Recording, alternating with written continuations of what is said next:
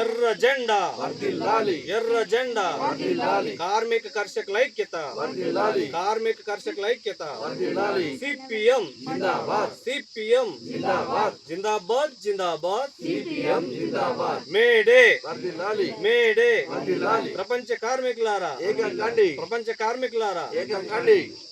May Day వారోత్సవంలో భాగంగా ఈరోజు 4వ రోజు. ఎందుకంటే ఏదైతే చికాగో నగరంలో ఇప్పుడు 140వ మేడేను మనము యానంగుట్ట సుందరయ్య కాలనీలోనే మరి జరుపుకోవడం జరిగింది. మరి అట్లాగే ఏదైతే చికాగో నగరంలో ఆనాడు దాదాపుగా 140 ఏళ్ళ క్రితము కార్ల్ మార్క్స్, ఎంగెల్స్ మరి ఆ రోజు 18 గంటల పనిదినం ఉండేది. మరి అన్ని ఫ్యాక్టరీలలో తిరుగుతూ వాళ్ళు మరి ఏం చేసేదంటే 8 గంటల పనిదినం కావాలి, 8 గంటల విశ్రాంతి కావాలి, 8 గంటల మరి రిక్రియేషన్ కావాలా.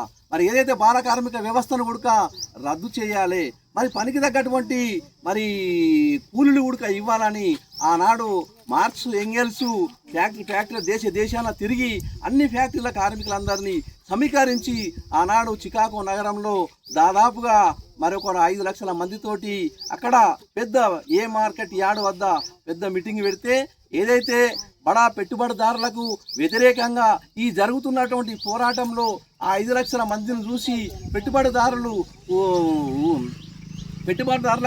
పడలేక వాళ్ళకి విమిడలేక ఈ కార్మిక దేశమంతా ఒకటే అయిపోతున్నారని ఆ రోజు మరి 2 రోజులు యథావిధిగా కొనసాగింది. 3వ రోజుకి వచ్చేంత వరకు కొందరు కార్మికులను బెదిరించి మరి బెదిరించి కొందరు కార్మికుల సమ్మె విరమింపజేసారు. మరొక 2 లక్షల మంది సమ్మె కొనసాగిస్తుండగా మరి ఏదైతే ఈ పెట్టుబడిదారి వాళ్ళు ఉన్నారో వాళ్ళు గుర్తు తెలియని వ్యక్తి ద్వారా మరి అక్కడ బాంబును వేయడం జరిగింది. ఆ బాంబును వేస్తే దాదాపుగా ఒక 7 కానిస్టేబుల్ మరణించిండ్రు, 2 సాధారణ పౌరులు కూడా మరణించిండ్రు. దానికి కారణము ఏదైతే ఆనాడు సమీకరించి మరి పోరాడదాము అనే నినాదంతో వచ్చినటువంటి నాయకులు, అక్కడ ఉన్నటువంటి కమ్యూనిస్టు నాయకులని 7గురిని అరెస్టు చేసి వాళ్ళని మరి జైల్లో పెట్టి బంధించి ఆ రోజు వారికి ఒక తీర్పునివ్వడం జరిగింది. 4 కార్మికులకు ఉరిశిక్ష ఇవ్వడం జరిగింది. ఒక కార్మికుడు నేను మన కార్మికుల తరఫున తప్పే లేదు, మన కార్మికులు అకారణంగా చంపుతుందని వాళ్ళ చేతిలో చావడం నేనెందుకు అని తన చేతిలో ఉన్న బాంబును నోట్లో పెట్టుకొని తానంతా తాను వేల్చుకొని చచ్చిపోవడం జరిగింది. అట్లాగే ఇంకో 2 కార్మికులకు సాధారణమైనటువంటి జైలు శిక్షను విధించడం జరిగింది.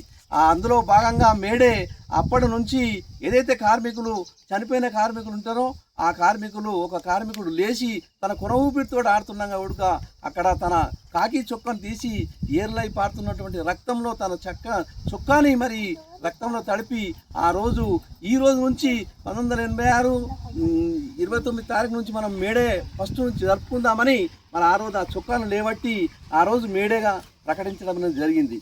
ఆ ప్రకటించడం నుంచి అప్పటి నుంచి ఇప్పటి వరకు ప్రతి దేశంలోనూ ప్రతి రాష్ట్రంలోనూ అన్ని దేశాలల్లో మనకి ఇవాళ ప్రపంచ కార్మికుల దినోత్సవం అని మేడేను జరుపుకుంటున్నాము. అయితే ఇప్పుడు కేంద్రంలో ఉన్న ప్రభుత్వం కానీ రాష్ట్రంలో ఉన్న ప్రభుత్వము భారతదేశం వెలిగిపోతుందని ఇలా నరేంద్ర మోడీ ప్రగాఢాలు చెప్తున్నాడు. ఏదైతే ఆనాడు రక్తాన్ని చిందించి 29 కార్మిక చట్టాలను సాధించుకుంటే ఆ కార్మిక చట్టాలను ఇలా 4 కోళ్లుగా విభజించి ఏప్రిల్ 1వ రోజున పార్లమెంట్లో ఆమోదం పొందడం జరిగింది.